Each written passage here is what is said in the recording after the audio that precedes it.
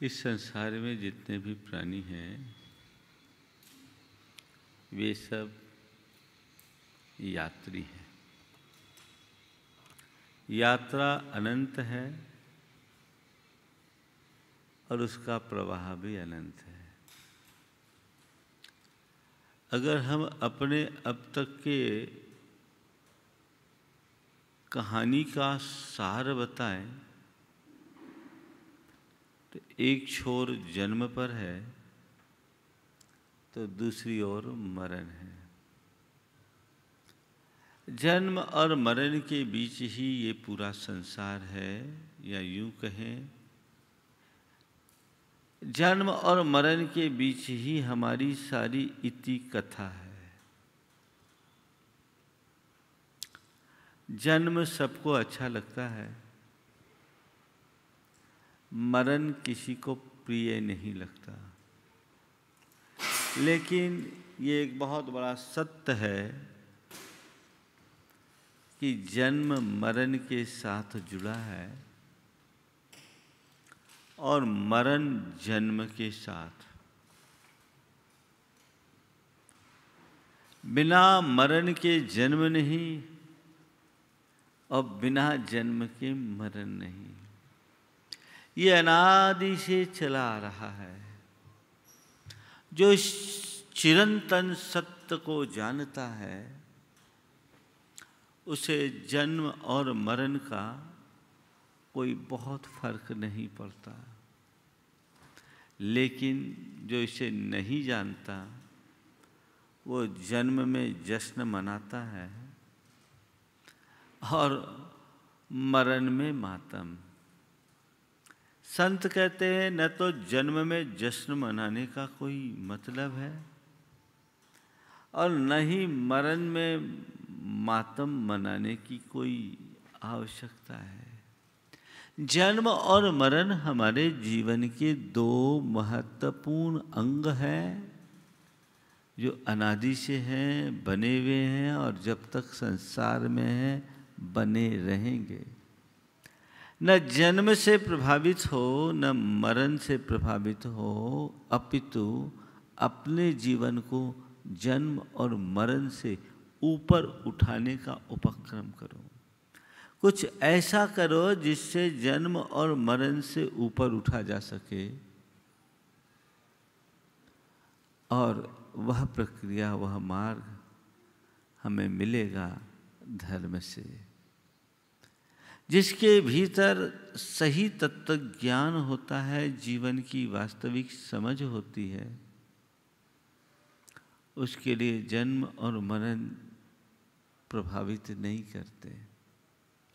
वो जैसे हम सूर्योदय को देखते हैं तो सूर्यास्त भी हम उसी दृष्टि से देखते हैं। सूरज उगा है तो ढलेगा, उसे कोई रोक नहीं सकता। लेकिन दुनिया में ज़्यादातर लोग ऐसे हैं जिनको सूरज के उगने का तो याद रहता है पर दिन ढलेगा वो भूल जाते हैं।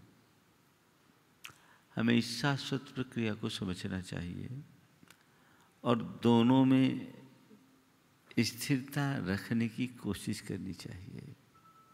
आज गुरुदेव का एक बहुत अच्छा संदेश है। वे चल बसे, यानी यहाँ से वहाँ जाकर बसे। कोई मर जाता है, हम क्या कहते हैं? वो चल बसा, है ना? तो चल बसा मतलब यहाँ से चला गया। कहाँ गया? वहाँ पहुँच गया। ये जीवन का एक क्रम है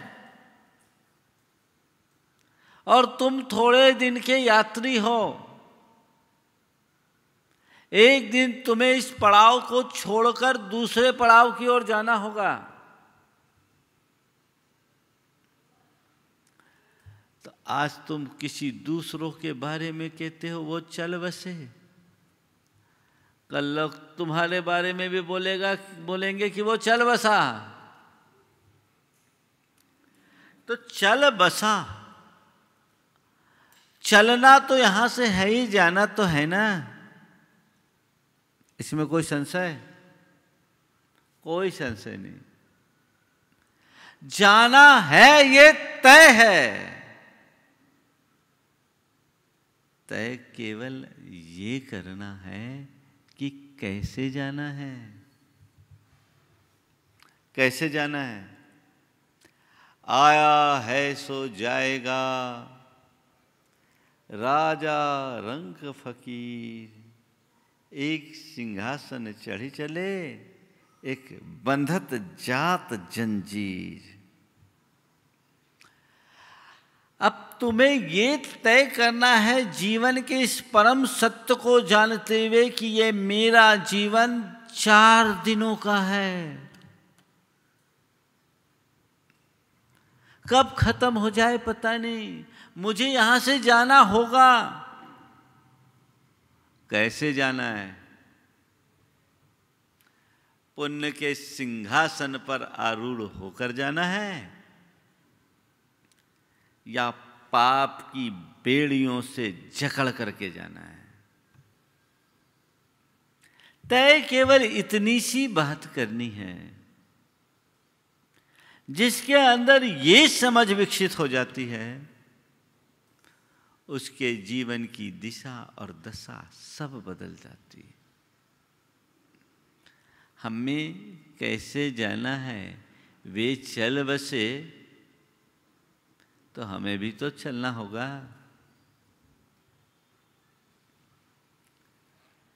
एक व्यक्ति मरा, मरने के बाद किसी ने कहा बेचारा अपनी राह पूरी कर गया। मरा तो किसी ने कहा बेचारा अपनी राह पूरी कर गया।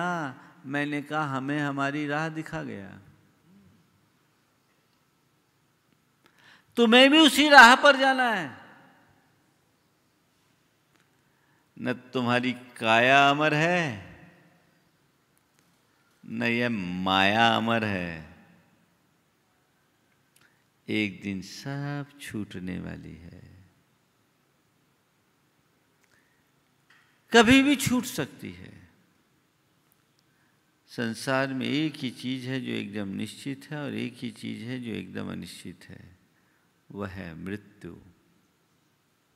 मृत्यु होगी ये निश्चित है, पर कब होगी ये एकदम अनिश्चित है।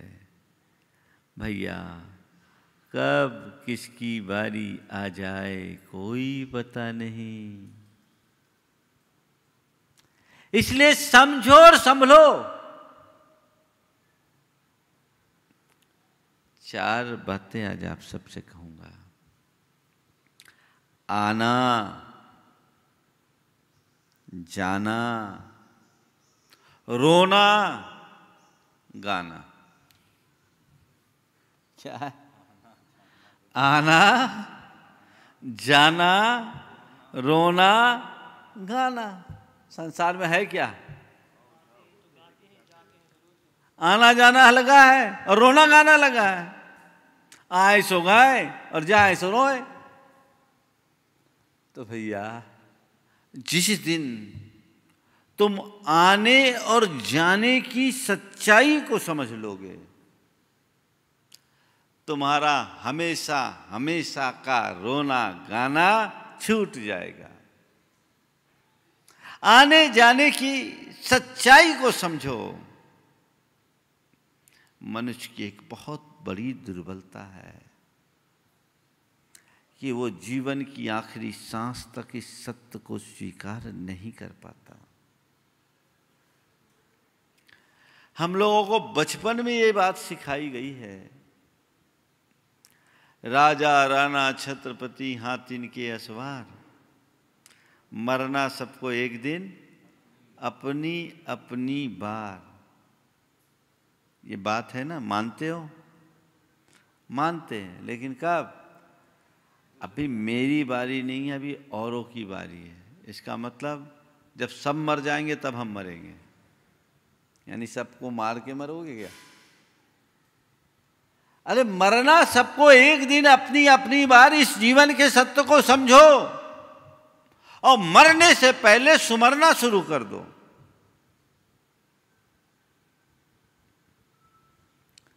आना भी संयोग है, जाना भी संयोग है, जन्म भी संयोग है, मरण भी संयोग है। जन्म को हम संयोग मान लेते हैं, मरण को वियोग का दर्जा देते हैं, पर वह भी एक संयोग का ही फल है। सच्चाई तो ये है कि न तो तुम्हारा जन्म है और न ही तुम्हारा मरण है। तुम अजन्मे हो, अमर हो, अजर अमर अविनाशी तत्व, उसे पहचानो। ये बात और है कि अनंतों बार तुमने जन्म धारण किया और अनंतों बार ही मरण भी हुआ, लेकिन फिर भी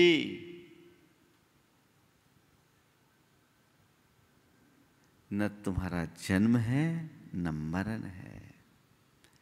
तन जन्मता है, तन मरता है। तुम तन नहीं चेतन हो। तुम तन नहीं चेतन हो। उस चेतन को पहचानो जो परिवर्तन, ये ऊपर का परिवर्तन है।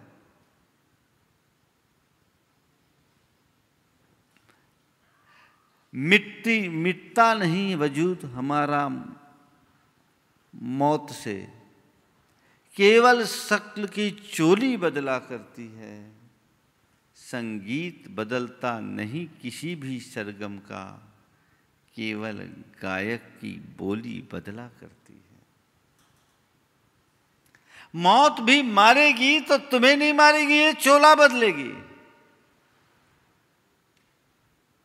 और एक दिन बदलना, ऐसे हम कितने चोले बदल चुके और न जाने कितने बदलेंगे।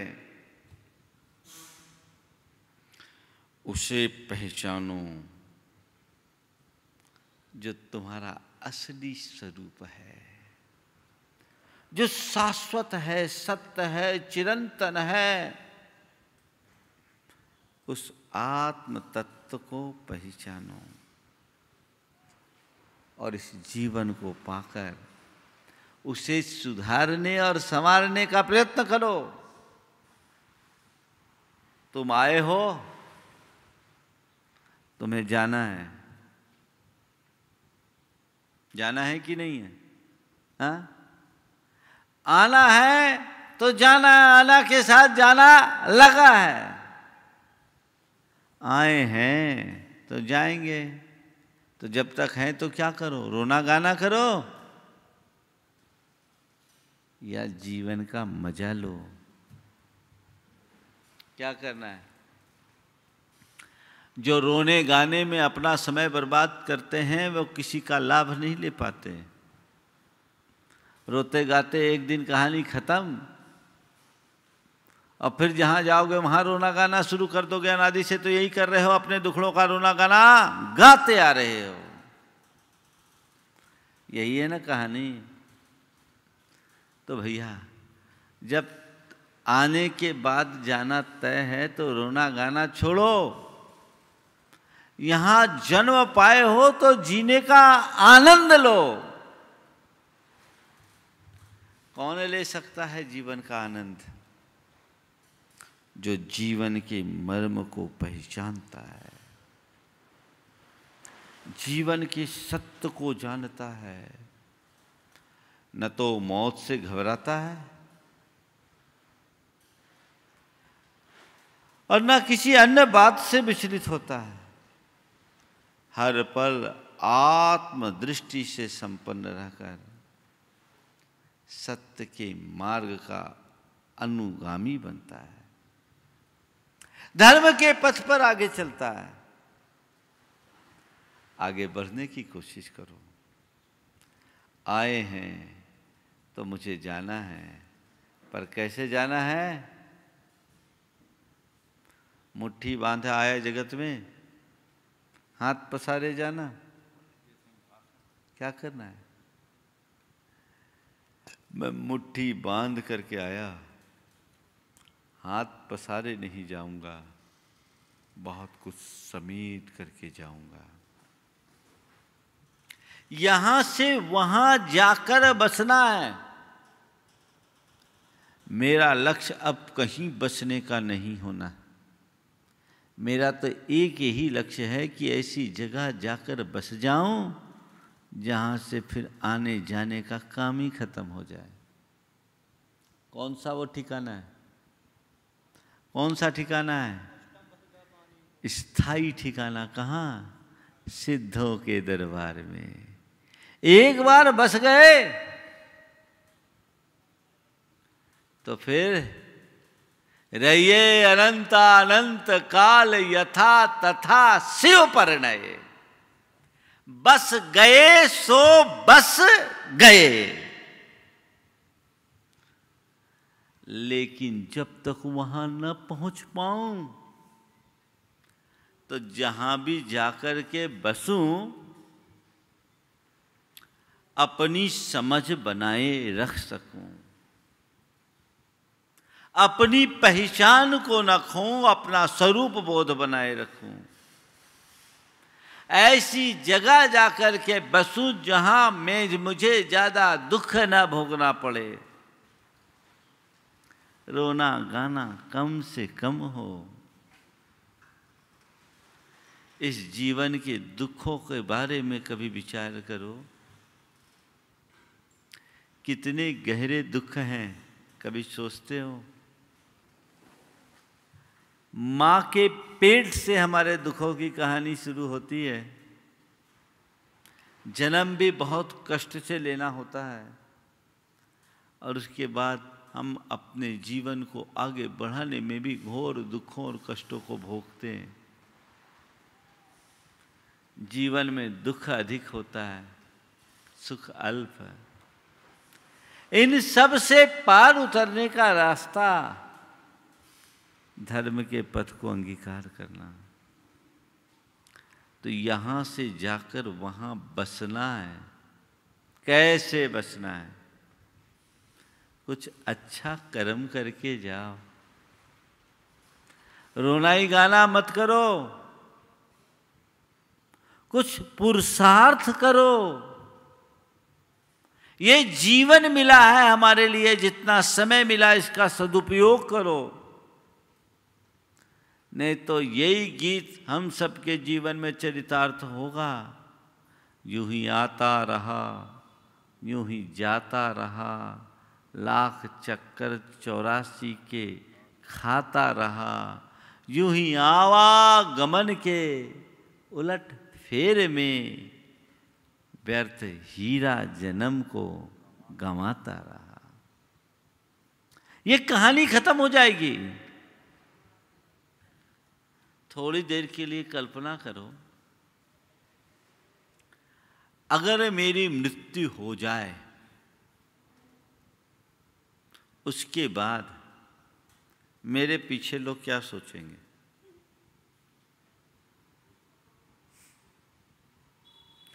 क्या सोचेंगे? अगर थोड़ा अच्छा काम करने वाला आदमी है, अरे बहुत अच्छा आदमी था, चला गया। अगर किसी की कच्ची उम्र में मौत हुई, अरे पूरा परिवार पर विपत्ति का पहाड़ टूट गया, वो तो चला गया। पहाड़ पर विपत्ति का पहाड़ टूट गया। कोई बच्चा, अरे बड़ा होनहार था, चला गया। कितने दिन? कितने दिन? अब तो तीसरे ही दिन 13वीं भी हो जाती। वो तो 3 ही दिन में निपटाने लगे। अब तो 13 दिन का भी सब्र नहीं। क्या हुआ? कुछ हासिल हुआ? अल्फ्रेड नोबेल, उसके मन में एक बार आया, मालूम है, वो बारूद का आविष्कारक था। तो बारूद का आविष्कारक उसके मन में आया कि मैं मरूंगा तो लोग मुझे किस रूप में जानेंगे। उसने जीते जी एक खबर छपवा दी कि अल्फ्रेड नोबल मर गया। खबर फैला दी, जिंदे में खबर फैला दी कि वो मर गया। अखबारों की सुर्खियां बनी, मौत का सौदागर मौत की नींद सो गया। अखबार की सुर्खी, मौत का सौदागर मौत की नींद सो गया। ये पढ़ करके अल्फ्रेड को घोर आत्मग्लानि हुई। उसने कहा, धिक्कार है, मैं इस दुनिया से जाऊंगा तो एक मौत के सौदागर के रूप में जाना जाऊंगा। नहीं, मुझे कुछ अच्छा काम करना चाहिए। और तब उसने शांति के लिए काम करना शुरू किया और अपनी सारी संपत्ति लगाकर नोबल पुरस्कार की परंपरा शुरू की। कितना बड़ा मोड़ आया। तुम्हारे भीतर भी ये मोड़ घटित हो सकता है। थोड़ा सोचो, क्या करना है? आना है, जाना है, तो यहाँ कुछ कमाना है या केवल रोना गाना है? क्या करना है? कहते ने, रोते रोते ही निकल गई सारी जिंदगी, बोझा ढोते ही निकल गई सारी जिंदगी। हाँ, हाँ, यौवन बीता आया बुढ़ापा, डगमग डोले काया। आगे की लाइन और बता दो, मुझे पता नहीं। ये रोते रोते ही निकल गई सारी जिंदगी, बोझा ढोते ही निकल गई सारी जिंदगी। क्या किया मैंने, ये मुझे सोचना है। एक व्यक्ति एक ऐसे राज्य में पहुंच गया जहां उस दिन नए राजा के चुनाव का दिन था। और वहां चुनाव आज जैसी प्रक्रिया से नहीं होता था, हस्ती पट बंधन विधि से चुनाव होता था। हस्ती पट बंधन क्या होता है? हाथी के सूंड में एक माला दे दी जाती थी और हाथी जिसके गले में डाल दे उसको राजा मान लिया जाता था। संयोग से वो पहुंचा उसी दिन, राजा के चुनाव का दिन, और हाथी ने उसके गले में माला डाल दी। घोषित हो गया ये इस राज्य का अब राजा होगा। पहले तो बहुत खुश हुआ,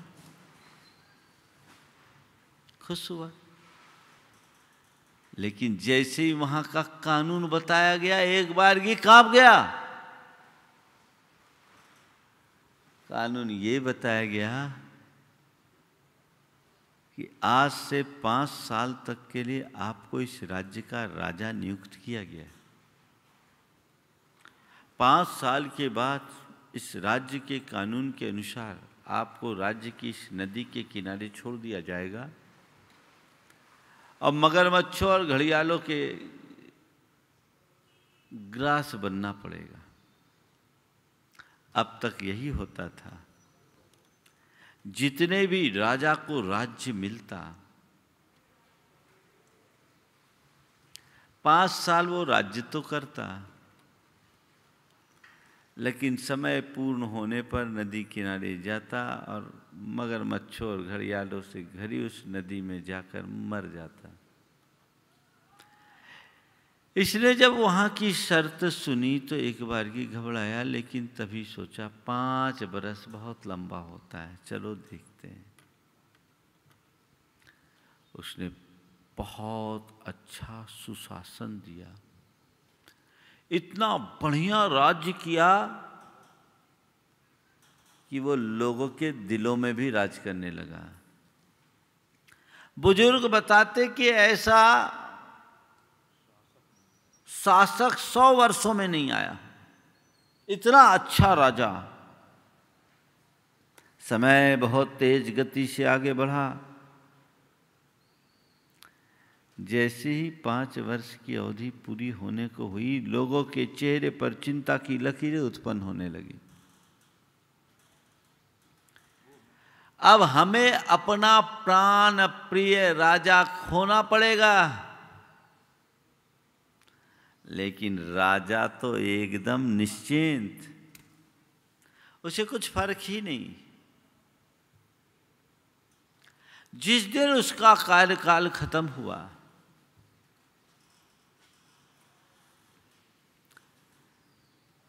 उसे हाथी पर बिठाकर सारी जनता ने अश्रु प्रेरित भावों से अंतिम विदाई दी। राजा नदी के किनारे आया, हाथी से उतरा। राज पुरोहित ने मंत्रोच्चार पूर्वक वहां का कानून बताया और कहा, इस राज्य के नियमानुसार आपकी कालावधि पूरी हो गई, कार्यकाल पूर्ण हो गया, अब आप इस पार नहीं आ सकते। ये नदी है, आप उस पार चाहो तो जा सकते हो।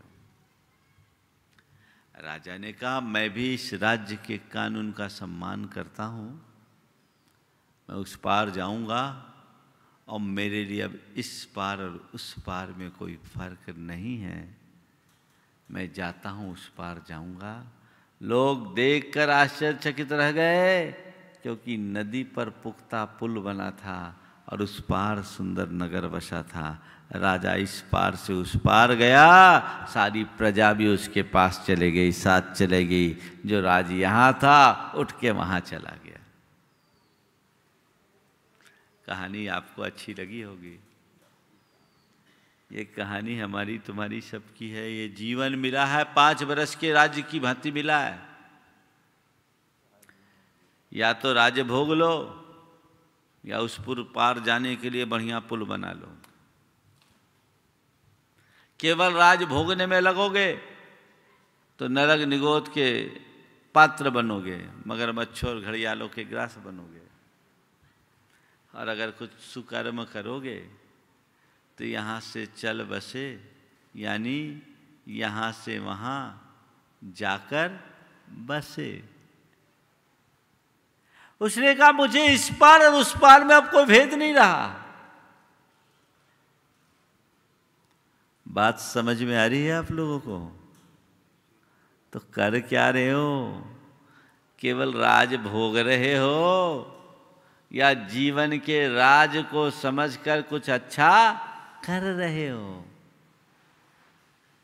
कुछ अच्छा करने का भाव जगाइए। इस पार तो हो, उस पार की भी बात करो। हरिवंश राय बच्चन की ये पंक्तियां बड़ी प्रेरक है। दिख देख जहाँ तक पाता हूँ तम का सागर लहराता है, फिर भी उस पार खड़ा कोई हम सबको खींच बुलाता है। मेरा मन तो डगमग करता तट पर के हिलकोरों से, उस पार एकाकी जब पहुँचूंगा, उस पार न जाने क्या होगा। इस पार प्रभु तुम हो, सब हो, उस पार न जाने क्या होगा। इस पार प्रभु तुम हो, सब हैं, उस पार न जाने क्या होगा। भाई साहब, यहाँ तो बसे हो, पर जब चल बसोगे तो कहाँ बसोगे?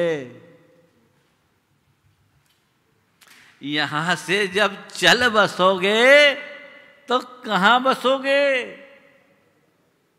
ये भी तो सोचो। फिर कुछ नहीं बचेगा। माया मोह में फंसकर अपनी दुर्गति मत कराना। शास्त्रों में ऐसी अनेक कथाएं आती हैं।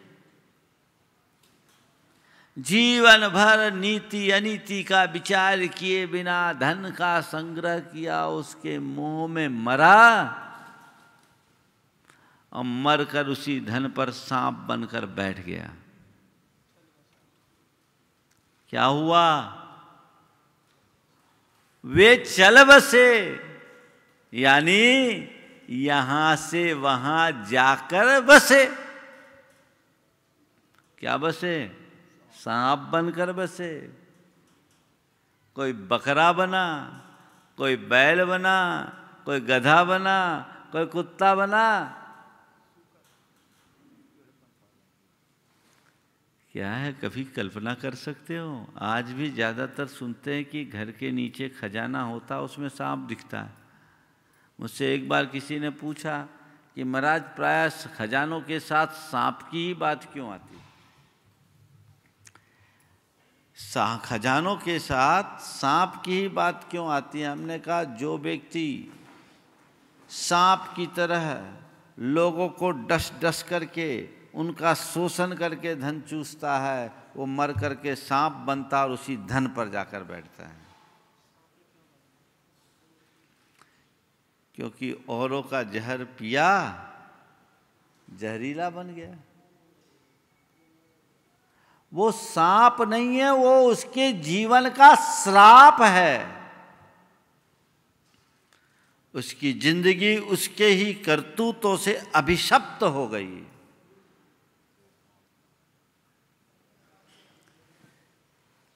वे चल बसे,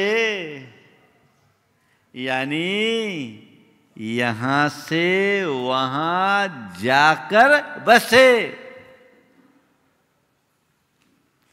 भैया तुम्हारी ये बस्ती तो एक दिन उजड़ दी है। चाहे कुटिया हो या महल, अमर कोई नहीं है। सबको एक दिन मरना है, सब छोड़ के जाना है, सब ठाट पड़ा रह जाएगा। और आज के लोगों की ठाट की कहानी बताऊं। एक बड़ा सेठ था, उसका कुत्ता मरा तो पहुंचाने के लिए 5000 लोग गए। सेठ था, उसका कुत्ता मरा तो उसके अंतिम संस्कार की यात्रा निकाले गई। 5000 में लोग गए और सेठ मरा तो 50 लोग भी नहीं गए। कुत्ता मरा तो 5000 लोग गए और सेठ मरा तो 50 लोग भी नहीं गए। पूछा क्या बात है? भैया सेठ का भपका था सो कुत्ता के पीछे गए, अब सेठ ही नहीं तो भपका किसका? कितने दिन का ठाट, बात समझने की है। कहाँ हैं हम? क्या है हमारी दृष्टि? कैसी है हमारी सोच? विजय भाई गीत गाते, आया कहाँ से कहाँ है जाना, ढूंढ ले ठिकाना चेतन, ढूंढ ले ठिकाना। यह तन गोरा एक दिन, यह तन तेरा गोरा एक दिन मिट्टी में मिल जाएगा और कुटुंब कबीला खड़ा रहेगा, कोई पास ना आएगा, कोई बचा न पाएगा। आखिर पड़ेगा तुझको है जाना, ढूंढ ले ठिकाना चेतन, ढूंढ ले ठिकाना। तो कब? ये तो कभी भी तुम्हें अपना ठिकाना ढूंढना ही पड़ेगा।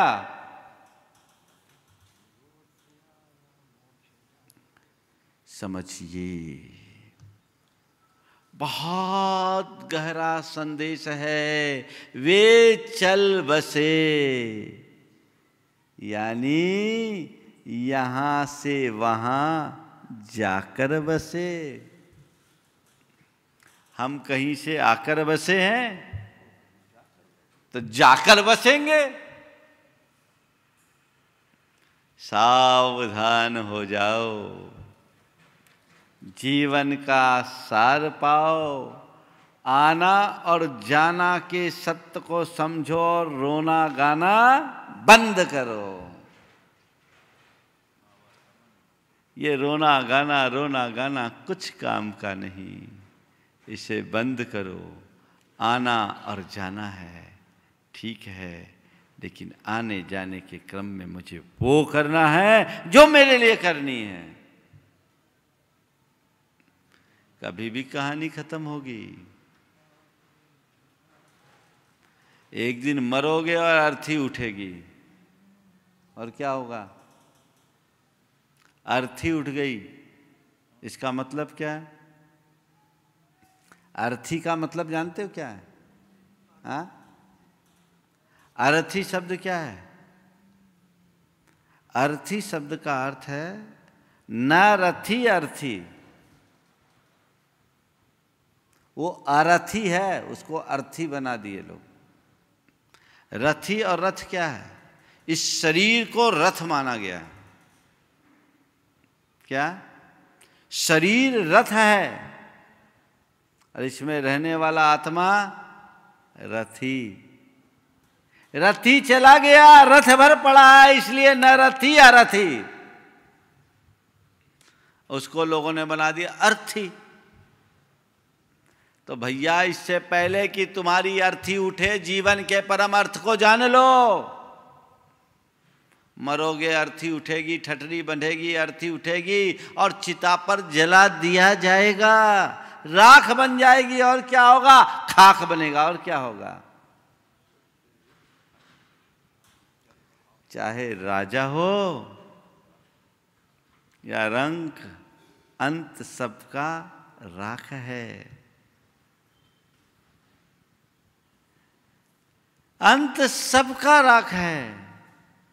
ये हो सकता है कि राजा की अर्थी को चंदन की लकड़ी से जलाई जाए और रंक की चिता को गोबर के कंडे से जलाया जाए, लेकिन चंदन की राख में सुगंध नहीं होती और गोबर के कंडे की राख में दुर्गंध नहीं होती।